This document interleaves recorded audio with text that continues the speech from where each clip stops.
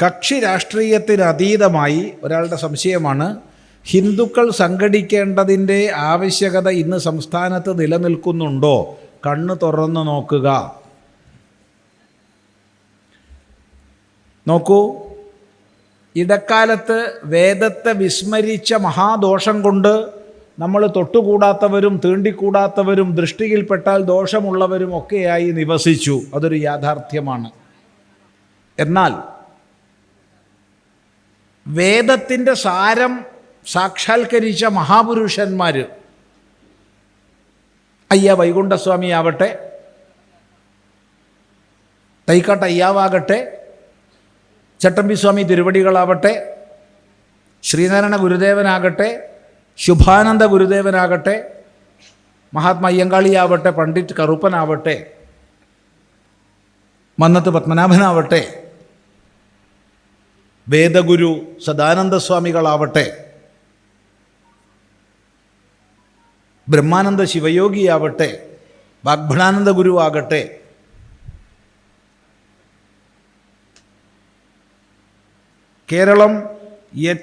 കേരളത്തിലെ ഹിന്ദു സമാജം ഏറ്റവും വലിയ പ്രതിസന്ധിയെ അഭിമുഖീകരിച്ച 1921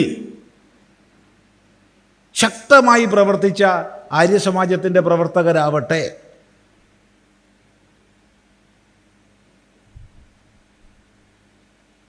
അതിലൊരാളെ പ്രത്യേകിച്ച് പറയാൻ പറ്റില്ല, വേദബന്ധുവെയൊക്കെ എടുത്തു പറയണം. എങ്കിലും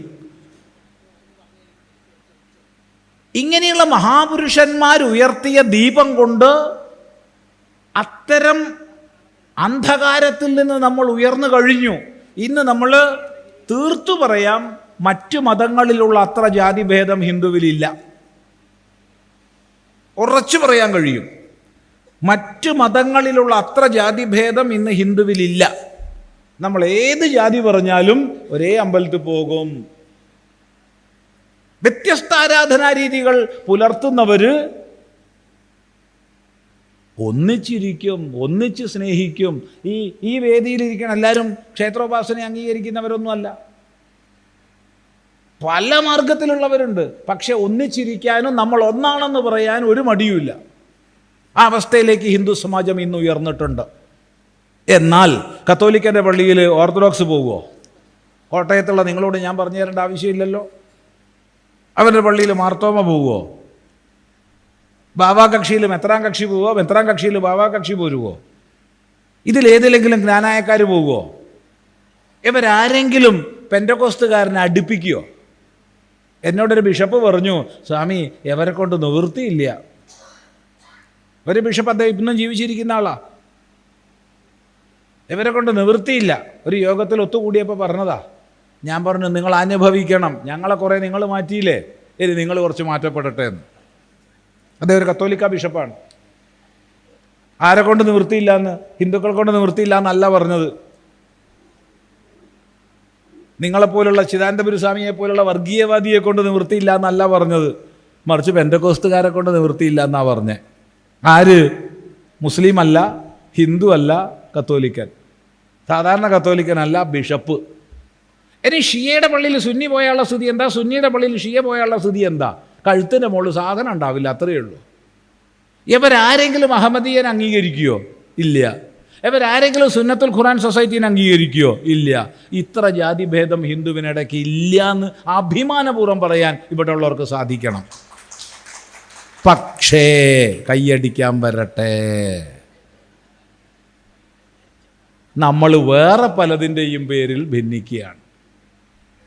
ഞാൻ കോൺഗ്രസ്സാ, ഞാൻ BJP, ഞാൻ CPI, ഞാൻ CPM, അതുകൊണ്ട് തൊട്ടുകൂടാ തീണ്ടിക്കൂടാ. എന്നാൽ എൻ്റെ സഹോദരങ്ങളെ, നിങ്ങൾ മറ്റ് മതക്കാരെ നോക്കൂ. ക്രിസ്ത്യാനി, കമ്മ്യൂണിസ്റ്റ് ഉണ്ടാവും, കോൺഗ്രസ് ഉണ്ടാവും, BJP ഉണ്ടാവും, എന്താ പറയേണ്ടത്, CPI ഉണ്ടാവും, CPM ഉണ്ടാവും, എല്ലാം ഉണ്ടാവും.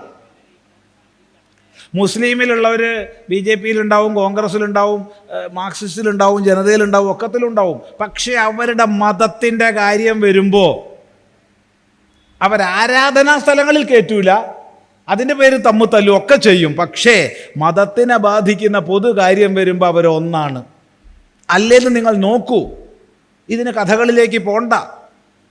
നമ്മുടെ രാഷ്ട്രത്തിൻ്റെ സുരക്ഷയ്ക്ക് വേണ്ടി, ഇവിടത്തേക്ക് നുഴഞ്ഞു കയറുന്നവരിൽ നിന്ന് രാഷ്ട്രത്തെ രക്ഷിക്കാൻ വേണ്ടി നിയമനിർമ്മാണം നടത്തിയപ്പോൾ, സിറ്റിസൺഷിപ്പ് അമെൻമെൻറ്റ് ആക്ട് വന്നപ്പോൾ നമ്മൾ കണ്ടില്ലേ? ഉദാഹരണം ചോദിക്കുകയാണ്, ചൂണ്ടിക്കാണിക്കാൻ ഒട്ടനവധിയുണ്ട്. ഇതൊക്കെ ഇക്കാലത്ത് കണ്ടതാ, 100 കൊല്ലം മുമ്പ് കണ്ടതല്ല. ഇനിയെങ്കിലും നമ്മൾ ഒന്നിച്ചു നിന്നില്ലെങ്കിൽ അപകടമാണെന്ന യാഥാർത്ഥ്യം തിരിച്ചറിഞ്ഞാൽ നന്ന്. നമ്മൾ വാക്കുകൾ കേട്ട് വിശ്വസിച്ചുകൂടാ. ഞങ്ങൾ നിങ്ങൾക്ക് വോട്ട് ചെയ്യാം എന്നൊക്കെ പലരും മോഹന വാഗ്ദാനങ്ങൾ ഹിന്ദുവോട് ചെയ്യും. അത് കേട്ട് നമ്മൾ ഹിന്ദുത്വം മറന്ന് പലതും പുലമ്പും.